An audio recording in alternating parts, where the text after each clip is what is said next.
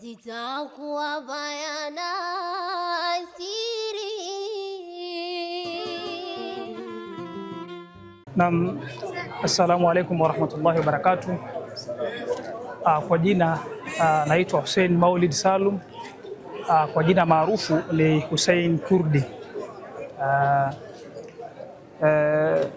Swali linalenga kwamba ushindi huu umetokana na nini? Ushindi huu kwanza ni kadari Mwenyezi Mungu, haswa ni mpango wa Mwenyezi Mungu. Hatuwezi kufanikiwa pasina ya Mwenyezi Mungu kutaka. Lolote linalompata mwanadamu basi Mwenyezi Mungu amwandikia. Kwa hiyo ni Mwenyezi Mungu mwenyewe siku ya leo, na jitihada ambazo tunazifanya binafsi pia kule kupambana, nitahidi Mwenyezi Mungu anatia mkono pale baada ya zile jitihada kufanyika. Na tumeona vijana wengi, vipaji ni vingi sana vimeonekana. Wapo ambao wamefanikiwa kuingia kwenye fainali tukapambana nao hapa siku ya leo, na wapo ambao wamefanikiwa kuchukua ushindi hao watatu. Wasikate tu tamaa kuona kwamba leo sijawa mshindi wa kwanza, ukaona kwamba mimi tena ukao umerudi nyuma kwenye zile hirsu, kufanya hirsu, labda ukaachana na Qur'ani na masuala mengine.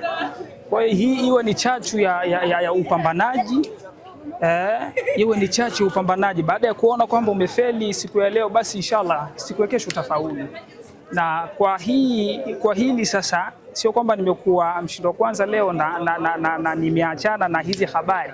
Hii imekuwa ni chachu pia zaidi ya mimi kupambana kuweza kufika mbali zaidi inshallah, kwa baraka ya Qur'ani na kwa uwezo wa Mwenyezi Mungu inshallah atatufungulia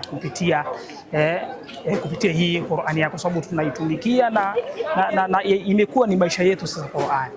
Naam. Wito wangu, tuna vipaji alhamdulillah, kwa Dodoma tuna vipaji vingi sana vya usomaji wa Qur'an. Baadhi yao ni pia wazazi wanachangia kule kutokufahamu vijana wao wana vipawa fulani na kuchukua hatua kwamba waende kwenye zile marhala za madarasa, kwenye kujifunza huko madarasa. Kwa hiyo mimi kwanza, wazazi wapambanie vijana wao wale wanaoonekana wana vipawa vya namna hii, na pia kwa sisi wenyewe, kwa maana ya vijana wenyewe, baada ya kujifahamu na kitu fulani, basi ni kuwa na hirsu kubwa na kutokukata tamaa. Inshallah kwa uwezo wa Mwenyezi Mungu atatufanikishia.